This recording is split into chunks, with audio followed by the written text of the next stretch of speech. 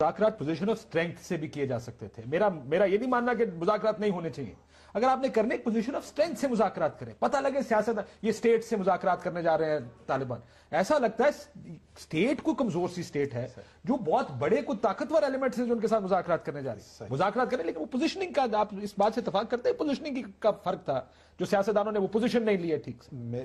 آپ کو پتا ہے میں آپ ہی کے پروگرام پہ جس وقت سائن ہوا تھا اے پی سی, اس کے شاید اسی دن شام کو بیٹھے تھے یا اگلے دن شام کو بیٹھے تھے, اور بھی پروگرامز پہ میں نے اس کو کرٹیسائز کیا تھا. میں سپورٹ کرتا ہوں کہ ڈائیلاگ پروسیس کو اٹیمپٹ ضرور کرنا چاہیے تھا, لیکن اٹیمپٹ کرنے کے بڑے طریقے ہوتے ہیں.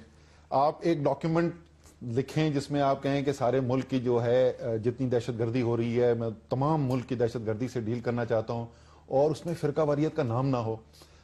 آپ کہیں کہ یہ میرے رہنما اصول ہوں گے نیگوسیشن کرنے کے لیے, اور اس میں قبائلی ٹریڈیشن تو لکھیں لیکن پاکستان کے دستور کا ذکر نہ کریں, تو میرے خیال میں پوزیشننگ بہتر ہو سکتی تھی. اور آپ جس طریقے سے پہلے بات کر رہے تھے نا, جس طرح ابھی ہم نے ایگزامپل دی تھی, آپ سپورٹ کرتے ہوئے بھی ڈائیلاگ کو آپ پھر بھی اپنا نقطہ نظر کھل کے تو بیان کر سکتے ہیں نا.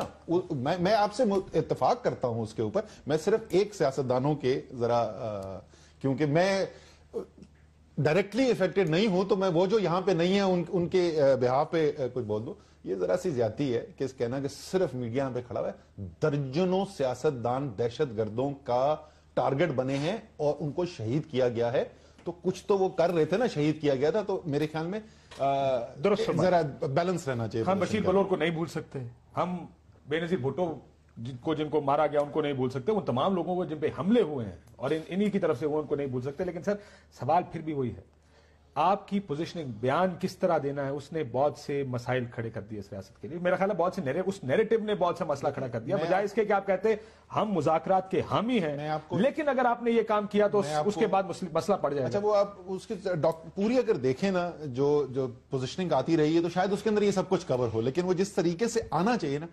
ایک دوسری بات جو میرے خیال میں جو بہت صاف سامنے نہیں آئی, میں مذاکرات کو سپورٹ کرتا ہوں, لیکن میں ہمیشہ کہتا رہا ہوں ریاست کے پاس ہر اختیار حاصل ہے.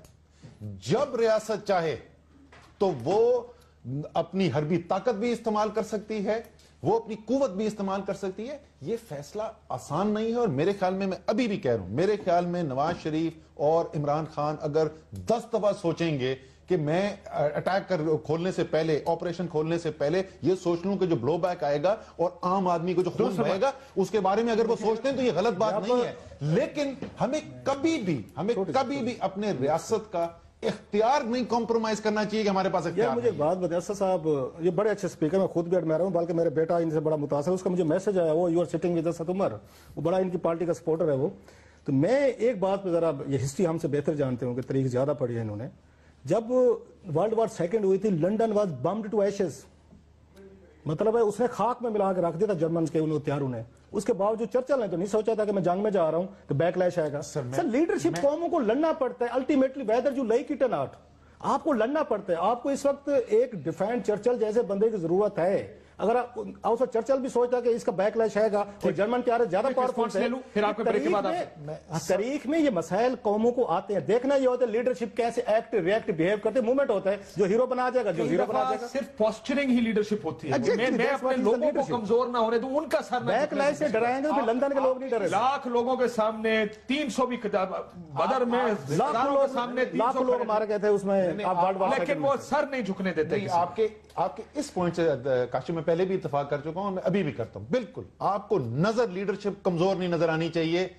کمزوری اور طاقت کو استعمال نہ کرنے میں فرق ہوتا ہے, میں اس سے اگری کرتا ہوں. لیکن کلاسرا صاحب جس طریقے سے تاریخ سے ایک اپنے سیکھنے کی کوشش کرتا ہے نا, میں 10 سال کا تھا جب 1971 ہوا ہے, تو وہ بالکل آپ کے ذہن میں کوئی چیز رہ جاتی ہے نا. جو آپ بھی پنجاب میں پنڈی میں ہوا کرتا تھا اس زمانے میں, ماحول کیا تھا یہاں پہ, خبریں آ رہی تھی وہاں سے عورتیں ریپ ہو رہی ہیں, بچوں کو مارا جا رہا ہے. حقیقت بھی تھی, محمود الرحمان کمیشن رپورٹ کے اندر ڈاکیومنٹڈ بھی ہے. فوجیوں کے گلے کاٹے جا رہے تھے. جس دن آپریشن ہوا سارا ویسٹ پاکستان خوش تھا, بالکل ٹھیک کرنے جا رہے ہیں, سوائے چند مٹھی بھر آوازوں کے جو کہہ رہے تھے غلط کرنے جا رہے ہو. آج ایک شخص نہیں ہے جو کہے وہ صحیح ہوا.